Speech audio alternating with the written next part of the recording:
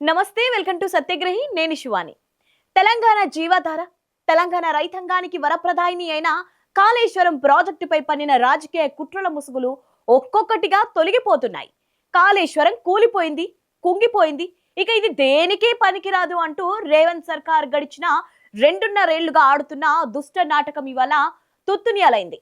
అవును, సిడబ్ల్యూపీఆర్ఎస్ సమర్పించిన సాంకేతిక నివేదికతో కాంగ్రెస్ పార్టీ ఆడుతున్న రాజకీయ ఆటకు తెరపడింది.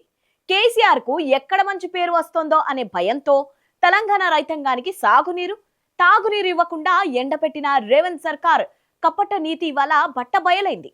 రేవంత్ రెడ్డి అలాగే ఆయన మంత్రివర్గ రత్నాలు 5-6 నెలల కిందట రోజు మైకుల ముందుకు వచ్చి ఏం చెప్పారో గుర్తుందిగా.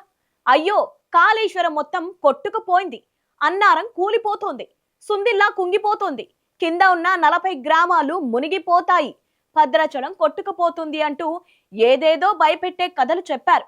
తీరా చూస్తే ఏమైంది?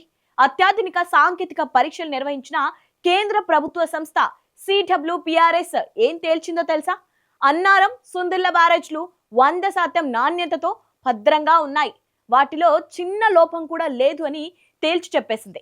మరి ఇప్పుడు చెప్పండి రేవంత్ రెడ్డి, కూలింది కాళేశ్వరమా లేక మీరు అల్లిన అసెత్తపు కథల కోటాల అని యావత్ తెలంగాణ ప్రజలు కాంగ్రెస్ ప్రభుత్వాన్ని ప్రశ్నిస్తున్నారు. ఇప్పుడు సాంకేతిక పరమైన వివరాల్లోకి వెళ్దాం. ఎన్డీఎస్ఏ సూచనల మేరకు పూణేకు చెందిన సిడబ్ల్యూపీఆర్ఎస్ బృందం ఈ ప్రాజెక్టుపై జియోఫిజికల్, జియోటెక్నికల్, జీపీఆర్ స్కానింగ్లు, బోర్హాల్ పరీక్షలు నిర్వహించింది. అన్నారం, సుందిల్ల బ్యారేజ్లు కాంక్రీట్ సాంద్రత, పిల్లర్స్ నాణ్యత, గేట్ల థిక్నెస్ ప్రతిదీ నిర్దేశిత ప్రమాణాల కంటే చాలా మెరుగ్గా ఉన్నాయని తేల్చారు. మేడిగడ్డలోని 8 బ్లాకుల్లో 7 బ్లాకులు పూర్తిగా భద్రంగా ఉన్నాయి. కేవలం 7వ బ్లాక్లోని కొన్ని పిల్లర్స్ కింద మాత్రమే స్వల్ప సాంకేతిక సమస్యలు ఉన్నాయని నిర్ధారించారు. గతంలో ఎలాంటి ఐఐటి రూర్కీ నిర్వహించిన ఈ ఆర్టీ పరీక్షల్లోనూ ఇదే విషయం తేలింది. 7వ బ్లాక్ 20వ పిల్లర్ కింద నీటి ప్రవాహం జరిగి ఇసుక కొట్టుకుపోవడం వల్ల అక్కడ కొంత ఖాళీ ఏర్పడింది. ఆ ఖాళీని గ్రౌటింగ్ ద్వారా సరిచేస్తే సరిపోతుందని, తాత్కాలికంగా నీటిని ఎత్తిపోసుకోవచ్చని ఇంజనీర్లు నాడే చెప్పారు. కానీ రేవంత్ సర్కార్ ఆ చిన్న రిపేర్ చేయించడానికి ఇష్టపడలేదు. ఎందుకంటే రిపేర్ చేస్తే ప్రాజెక్టు నడుస్తోంది, ప్రాజెక్టు నడిస్తే కేసీఆర్ విజన్ ప్రజలకు మళ్ళీ కనిపిస్తోంది. మేడిగడ్డలో చిన్న లోపాన్ని నెపంగా చూపిస్తూ కన్నపల్లి పంపోజ్ ను ఆన్ చేయకుండా పందు పెట్టింది ఈ ప్రభుత్వం. వాస్తవానికి మేడిగడ్డలో నీటిని పూర్తి స్థాయిలో నిల్వ చేయకపోయినా ప్రాణాహిత నుంచి వచ్చే పారే నీటిని కన్నెపల్లి పంపుల ద్వారా తోడి అన్నారం, సుందిల్ల మీదుగా ఎల్లంపల్లికి పంపవచ్చు.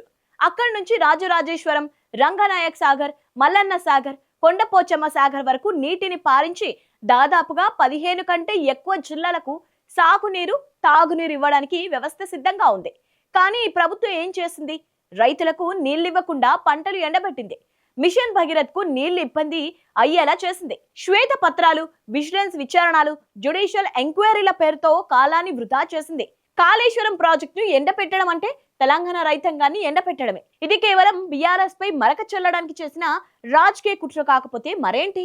సిడబ్ల్యూపీఆర్ఎస్ నివేదిక బయటకు రావడంతో బీఆర్ఎస్ నేతలు తీవ్ర స్థాయిలో ధ్వజమెత్తుతున్నారు.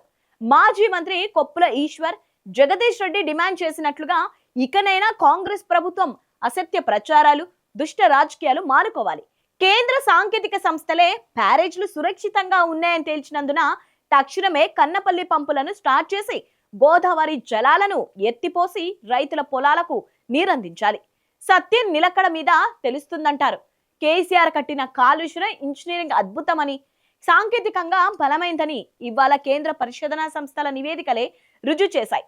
కాంగ్రెస్ సర్కార్ ఇకనైనా కక్ష సాధింపు చర్యలు పక్కన పెట్టి తెలంగాణ రైతాంగ ప్రయోజనాల కోసం కాళేశ్వరం ప్రాజెక్టును తక్షణమే వినియోగంలోకి తీసుకురావాలని ఆదేశిద్దాం. మరి దీనిపై మీరేమంటారు?